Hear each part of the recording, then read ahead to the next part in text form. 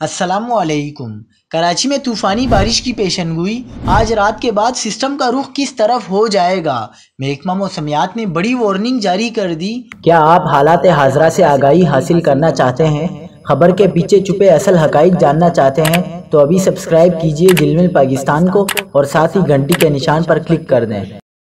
आपको बताते चलें कि महकमा मौसमियात ने कराची में आज रात तक तूफ़ानी बारिश की पेशनगोई कर दी।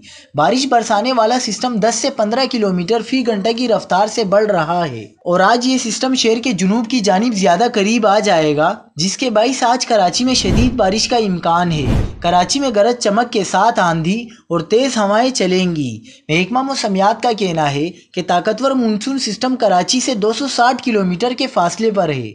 शहर में तेज़ गर्दालूद हवाओं और आंधी के साथ बादल बरस सकते हैं और 31 अगस्त तक कराची में 150 से 200 मिलीमीटर बारिश का इम्कान है, जिससे नशेबी इलाकों में अर्बन फ्लडिंग का भी खदशा है।